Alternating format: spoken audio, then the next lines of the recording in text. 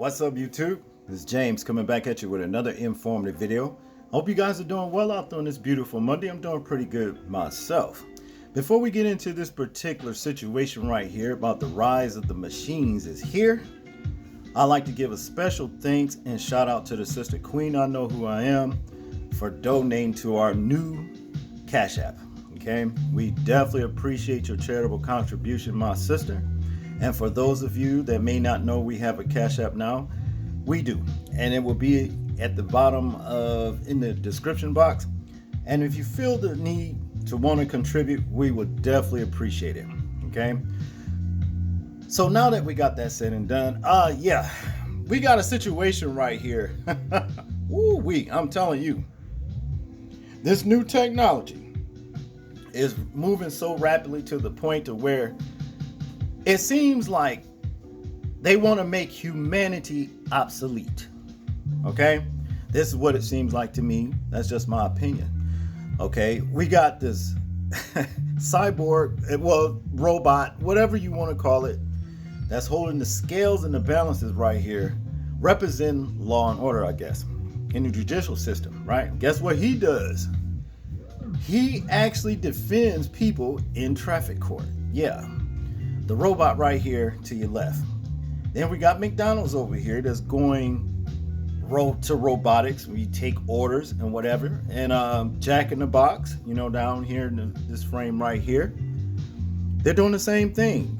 Basically, robot arms and stuff like that will be preparing your food if you decide to want to go out and eat fast food. Last but not least, Elon Musk, down here in the lower right-hand corner.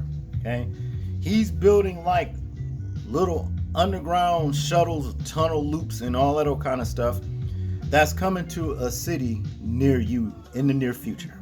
Okay, the thing is, with this particular situation right here, right now they have drivers, but these cars will be driverless. As you know, Teslas are as it is. They can be, no drivers, and they've been found to malfunction as well. You understand what I'm saying? I'm just saying this. They are trying their best to make humanity obsolete. That's basically what it boils down to. I mean, because these robots right here are going to take jobs. They're going to take jobs. And what that's going to do for the people, the working class people, won't have jobs. Robots is replacing you.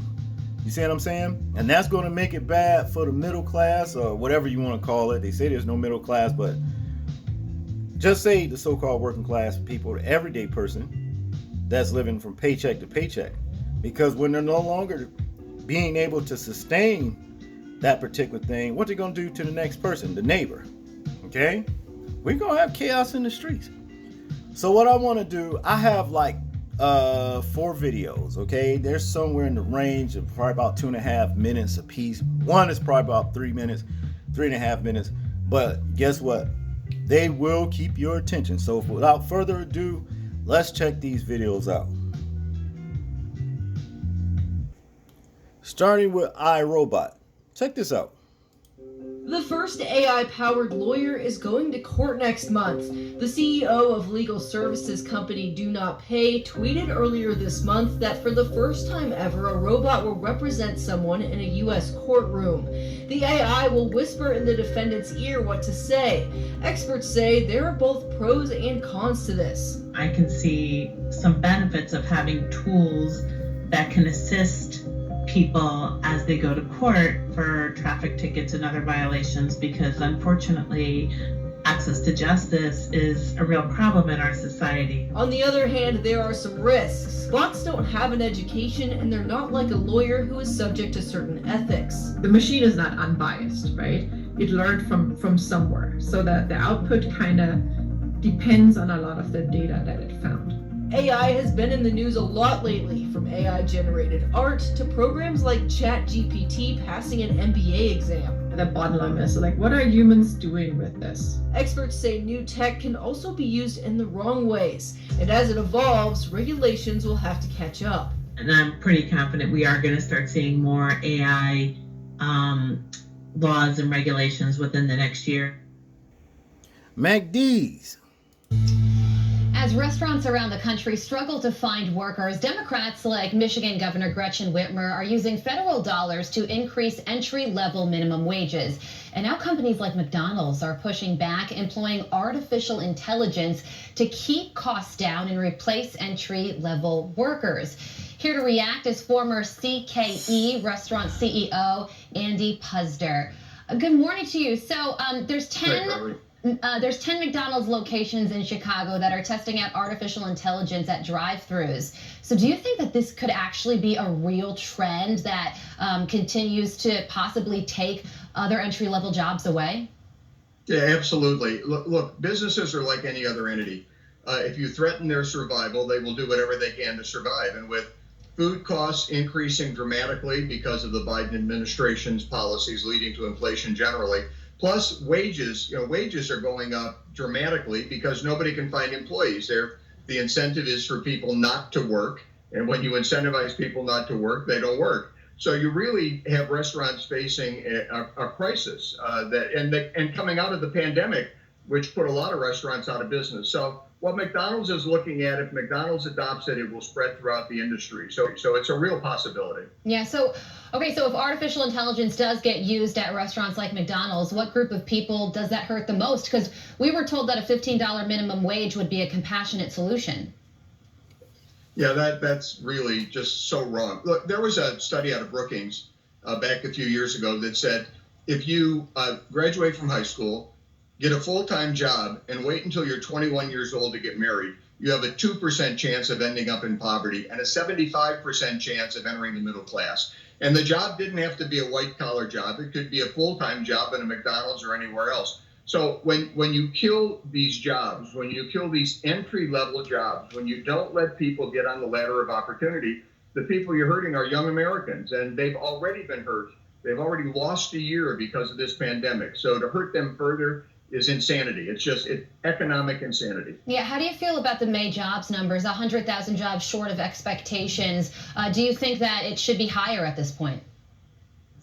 Really, if you think back to the Trump administration, every time economic data came out, whether it was news or GDP, no matter what it was, the phrase that always showed up in the press releases was exceeds economist expectations, which was a reversal from the Obama era when the economists used to make these very bright predictions as to where the economy was going. Well, we're back to the bright predictions, but reality is not meeting the predictions, and this is going to continue because the economists believe that this government spending actually works, that the government can spend its way to prosperity. We can't spend our way to prosperity. Government spending is not going to do anything permanent. It's not helping create jobs. It's hurting. The policies are hurting job creation. So I think we're going to see this more going forward. And economists are going to keep predicting that Biden's policies will do better than they do. Yeah, the jobs numbers, I believe, have underperformed for several months in a row. And you've got to wonder why. Andy, thank you so much for joining us this morning. We appreciate it. Meanwhile, talk about space and how sophisticated things are getting. A lot of restaurants in this environment were, finding it very, very difficult to find good people. There's a move afoot to automate pretty much everything you see in a lot of popular restaurants, including the chip-making process at Chipotle. This is the company behind it. Michael Bell, Mesa Robotics, the CEO there. Michael, there's big demand for this, isn't there? Yeah, there is, Neil. The restaurant industry had a labor gap before the pandemic. It predated the pandemic. The pandemic just accelerated this big gap between the number of jobs and the available labor. And this problem isn't going away soon, and it's not going away easily. Your only real solution is automation. But how do you get your robots to do something? Because that's an art, if you think about it, making, let's say, chips or Chipotle. And it could extend to any host of other restaurants that have other techniques that maybe a machine can do. But how do they do with this? Yeah, it's a good question because it's not as easy as it may look or as it may seem. Absolutely. Chipotle in particular has super high culinary standards. Like the method and the way that they make their chips is pretty obvious when you open up a bag and try their chips. It's clear that it's different from a bag of tortilla chips you might buy, off the grocery store shelves. So the very specific way that they're made is something that technology now can follow and do exactly the same way that a human does. It's frankly a combination, just a lot of technology we've been working on for a lot of years. It's coming together, and we were happy to accept the challenge, and we're real proud of the results.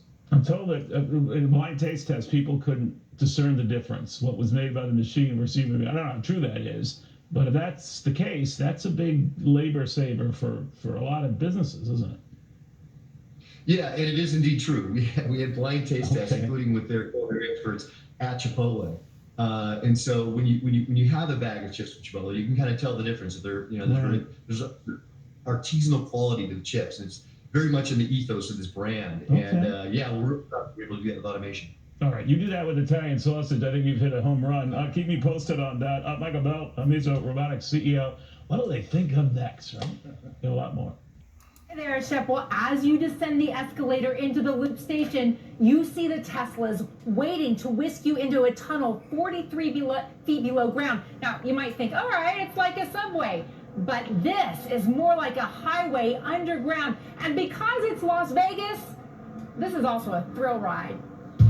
The Las Vegas Convention Center Loop is part thrill ride, part light and sound show, but mostly just a commute across a sprawling convention center. If there's a show going on and you've got a lot of traffic in the convention center, it can be a 45-minute walk from one end to the other. The Loop gets you there in less than 2 minutes. Here's how it works. You enter the station and call for a Tesla. The system operates like an Uber or a Lyft, where you have an app on your phone, you say, I'm here, I want to go there, car comes up, has an identifier on it that matches with what is on the app on your phone. Passengers don't have to make multiple stops because there are multiple exits. You go directly to your station of choice.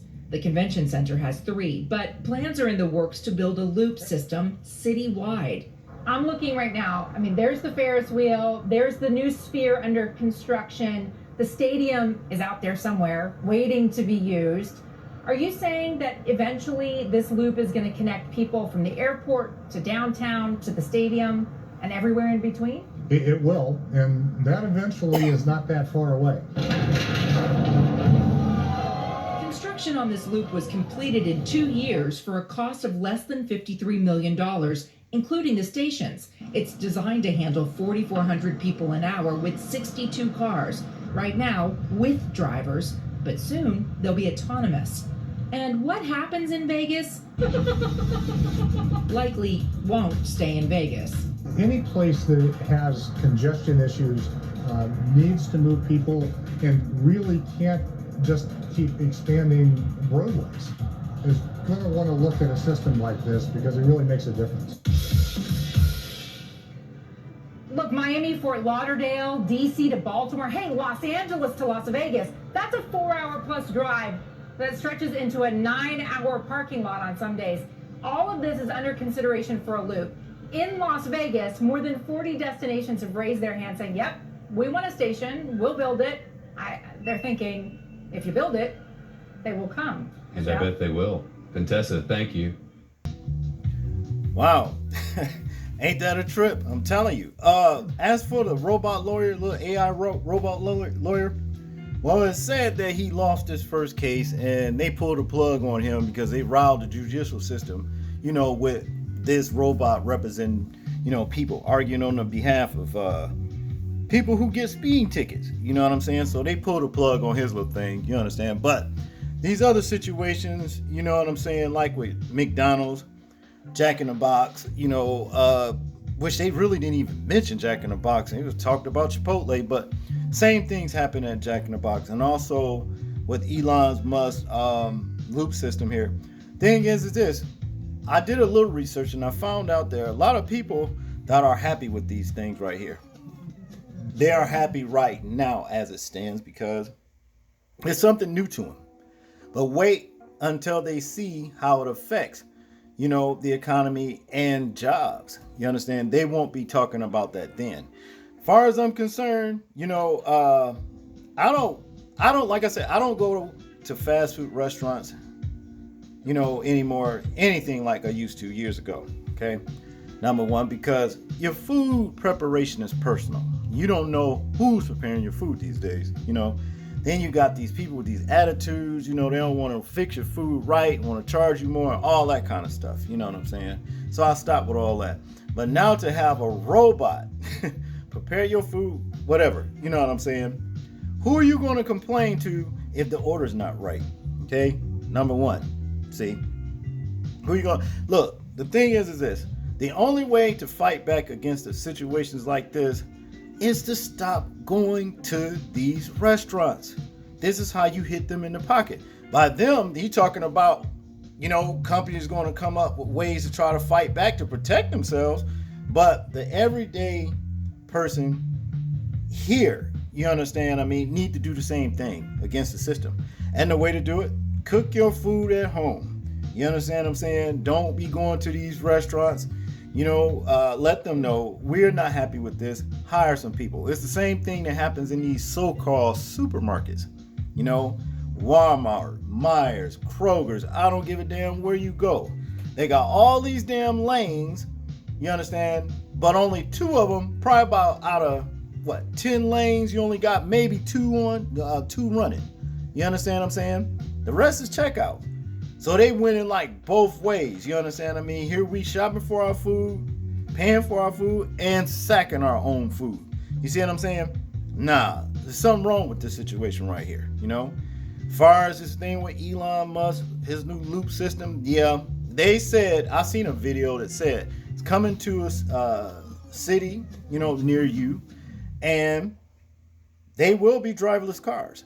You know, now, for those of you that are familiar with Teslas, you know some of these cars have been known to malfunction. You understand? Your thing is for them to take you where you want to go, not where you don't want to. If you understand what I'm saying.